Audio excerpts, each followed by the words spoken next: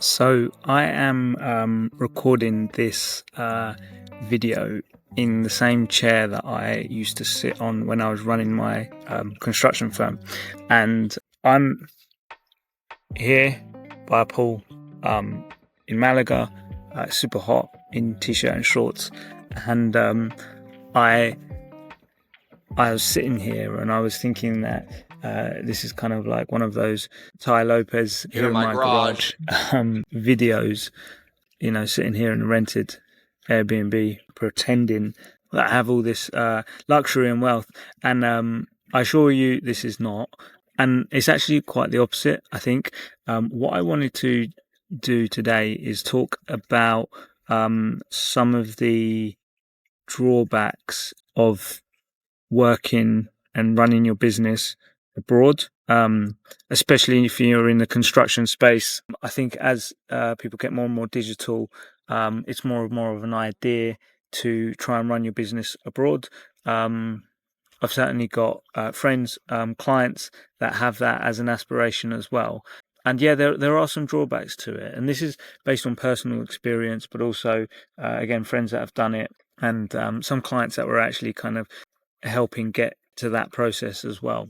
First thing that I think I want to make this list sort of not too generic and try to draw down for some personal experience.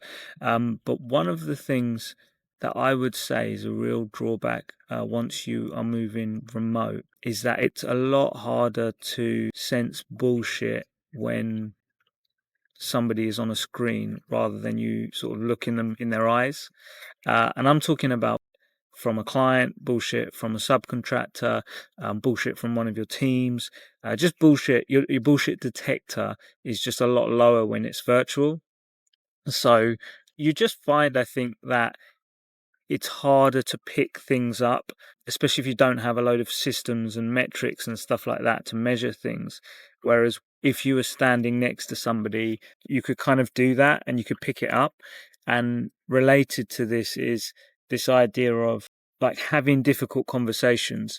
In construction, it's full of difficult conversations, and often as the owner operator, you've got to be the dick. You've got to be the guy that you've got to be the dictator. Sometimes you've really got to put your foot down and get stuff done.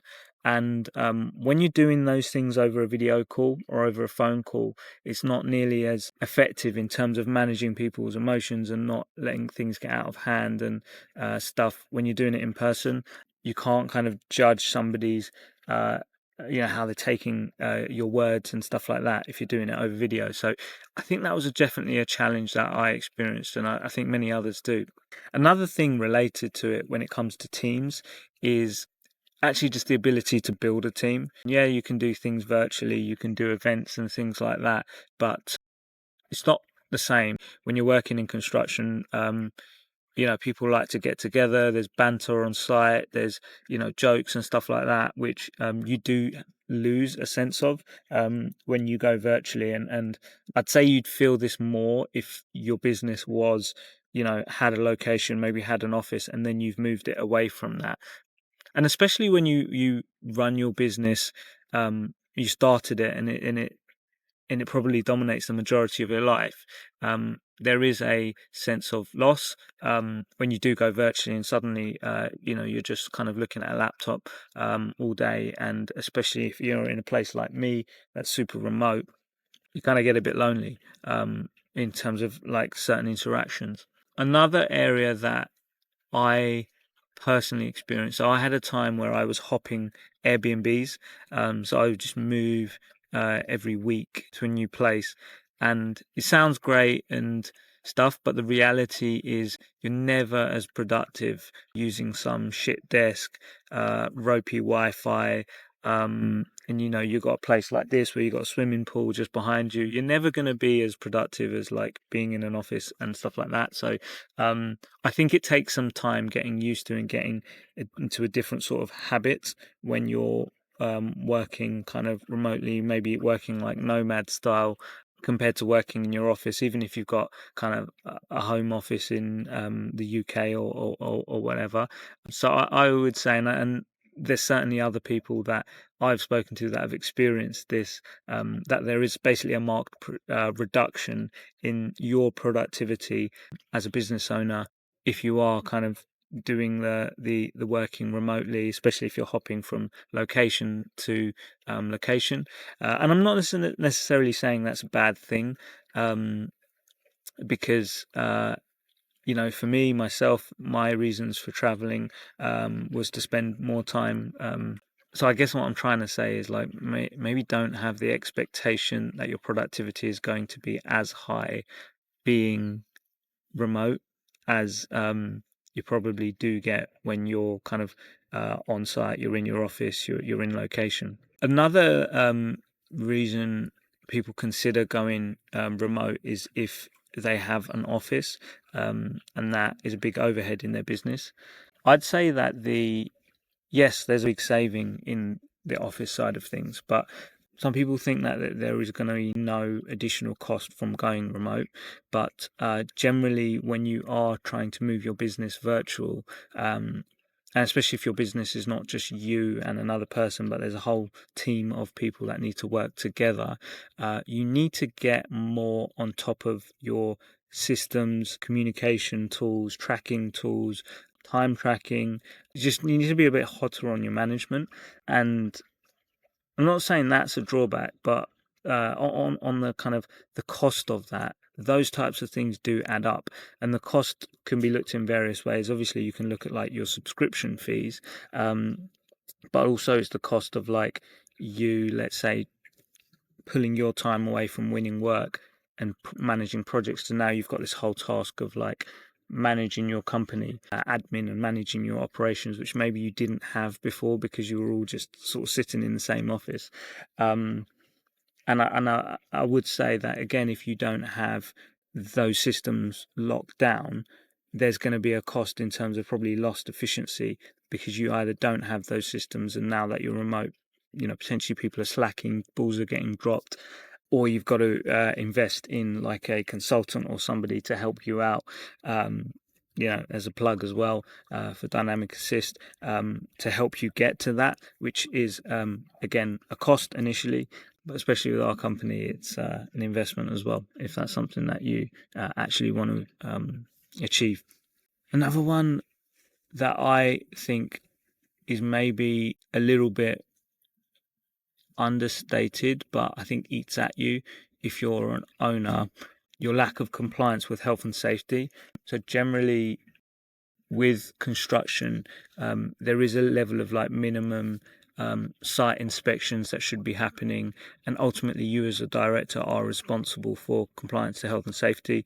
And the challenge that you may find, especially if you're kind of in that small to medium sized construction company, is that you can't afford to necessarily hire a health and safety person to come out and look out on your sites, and you certainly can't hire an in-house health and safety person. And often with small to medium-sized companies, that health and safety kind of on-site inspection compliance role falls on the owner. And I'm fully aware that a lot of guys just don't even do that.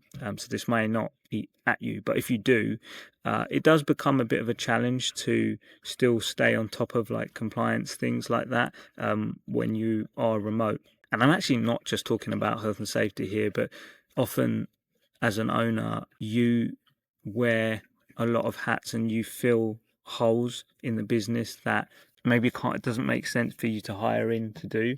Like I remember I used to move fire extinguishers from job to job. Really weird, but I just couldn't really justify getting somebody to do it, and I would sort of rope it in while I was in the rough area. But then suddenly going remote, there was kind of no one to do that, and then I couldn't really justify to pay someone, and in the end I just stopped doing it. So ultimately the company was less compliant with health and safety as a result, really, to be honest, of me kind of moving remote. So that is a consideration as well.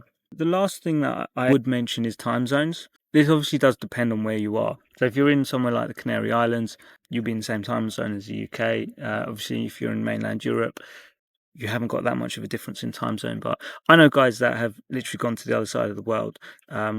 And, you know, working and living in Bali sounds great, but I know people that basically just have to sleep in the day and are waking up in the night to run their business.